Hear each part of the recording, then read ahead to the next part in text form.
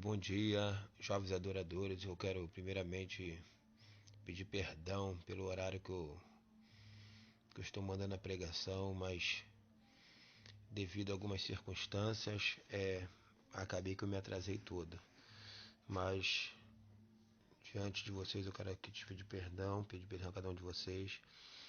E quero nesse momento trazer a palavra independente, porque sei que a palavra não é minha, é do Senhor. E eu quero compartilhar com vocês nesse momento, em nome de Jesus, que o Senhor venha tomar toda a direção, que essa palavra ele venha ministrar no coração de vocês aquilo que vocês precisam ouvir da parte de Deus. E eu creio que Deus vai trazer um renovo, independente de quem vai trazer a palavra também hoje também, mas que vocês não deixem que essa palavra se passe. Em nome de Jesus, que o Senhor venha tomar a direção de tudo. No livro de Êxodo, capítulo 25, versículo 8, diz assim: E deverão construir um santuário para mim, para que eu possa morar no meio deles. Deus direcionou Moisés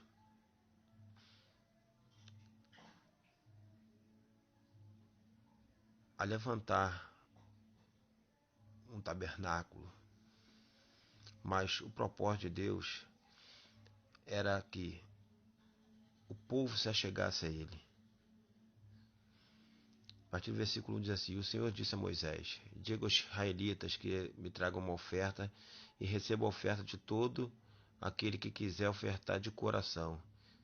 Quero receber deles o seguinte como oferta: ouro, prata e bronze, fios de tecido azul, vermelho púrpura e vermelho carmesim, linho fino e pelos de cabra, pele de carneiro tingida de vermelho, couro, madeira de acácia, azeite para iluminação e especiarias, para o óleo de unção e para o incenso aromático, pedra de ônix e pedras próprias para ser fixado na faixa sacerdotal e na peça que vai no peito do sacerdote. E no versículo 8 que eu já havia falado: e deverão construir um santuário para mim, para que eu possa morar no meio deles. O propósito do Senhor aqui não era simplesmente, levantar um local, mas o propósito de Deus aqui é que o verdadeiro santuário era o próprio homem que se voltasse para o Senhor. E uma das coisas que me chamou também a atenção aqui nessa palavra é a voluntariedade de trazer a oferta. Nós temos que ter um coração voluntário. Aqui ele queria isso do povo, mas ele conhecia muito bem o povo. O povo era um coração endurecido, de dura cerviz, mas ele queria trazer esse povo, que o povo se voltasse dessa maneira para ele. Não é diferente no dia de hoje. Lá em 2 Coríntios, diz também, no capítulo 6, versículo 16: Que acordo há entre o templo de Deus e os ídolos? Pois somos santuário de Deus vivo. Como disse Deus: habitarei com eles, e entre eles andarei. Serei o seu Deus, e eles serão o meu povo. Olha qual era o propósito de Deus com o povo. É que o povo andasse com ele, que o povo tomasse ele como o verdadeiro Deus. Em 1 Coríntios, capítulo 3, versículos 17, 16 e 17, diz assim: Vocês não sabem que são santuários de Deus e que o Espírito de Deus habita em vocês? Se alguém destruir o santuário de Deus, Deus o destruirá, pois o santuário de Deus, que são vocês, é sagrado. Olha aqui, lá no Novo Testamento, falando a mesma coisa, lá do início do Antigo Testamento, quando Deus queria que isso fosse implantado no coração do povo. Nós vimos aqui no Novo Testamento o mesmo propósito de Deus, que o homem seja um santuário dele, que o homem seja o templo do Espírito dele. E uma coisa que o Senhor lhe chama a atenção aqui: se o homem não velar, se o homem não cuidar desse templo, o próprio Senhor lhe destrói. Isso quer dizer que o que nós temos que viver em santidade, em busca, cada vez conhecê-lo cada vez mais, porque ele quer fazer parte disso. Lá em 1 Coríntios também, capítulo 3, versículo 9, diz assim: Porque nós somos cooperadores de Deus. Vós sois lavoura de Deus e edifício de Deus. Muitos, como o povo judeu, hoje vivem em miséria espiritual e falta-lhes fé na vida, pois continuam no templo do Senhor em ruínas. pois somos templo do Espírito Santo do Senhor. 1 Coríntios 3,16. E muito nós vimos, né, o povo judeu, trabalham sem jamais encher sua casa de fartura, continuam com o templo do Senhor em ruínas, buscam a Deus e jejuam, sem contudo sentir o Espírito em suas vidas. Quantas pessoas não estão vivendo dessa maneira hoje?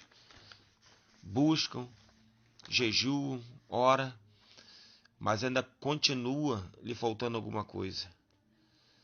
Deus tem nos chamado para fazer a diferença. Mesmo o pouco que adquire às vezes também se perde no dia a dia, mas a casa do Senhor em seu coração ainda permanece no chão vazia, em ruínas. É como lá em Israel, o povo só vive lá no muro das lamentações, aquilo que sobrou do templo, em ruínas, e ali eles fazem suas orações ali. Muitos cristãos ainda vão lá viajando e vão lá, coloca papelzinhos lá, coloca pedidos lá, porque o templo do Senhor, onde deveria estar, deixa de estar, que é no coração, que é o que o Espírito Santo quer estar dentro de nós. Nós somos o templo do Espírito Santo, não precisamos estar num templo em ruínas, fazendo pedido, fazendo as orações. E infelizmente o povo de Israel está assim dessa maneira. Mas eu creio que Deus tem nos levantado para ser um templo restaurado. Sermos um edifício de Deus, casa espiritual do Senhor.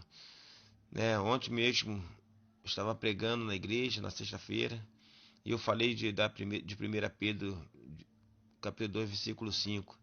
Vós também, como pedras vivas, sois edificados casa espiritual, sacerdócio santo. Somos edificados sobre essa pedra. Esse alicerce, Jesus, como na construção, usou a massa para unir os tijolos, e o Espírito Santo gera em nós a argamassa da unidade e amor. Que vocês sejam um instrumento de Deus poderoso. Que vocês tenham no coração de vocês, que vocês sejam um edifício poderoso, um instrumento de Deus poderoso. Quando vocês abrirem a boca de vocês, as estruturas sejam abaladas, pessoas sejam curadas, pessoas sejam restauradas, pessoas sejam impactadas pela palavra que vai sair da boca de vocês, pela unção que vai sair da boca de vocês, gerada pelo Espírito Santo que está dentro de vocês, porque vocês são casa espiritual, edifício de Deus. Assim, Deus te abençoe vocês em nome de Jesus. Amém.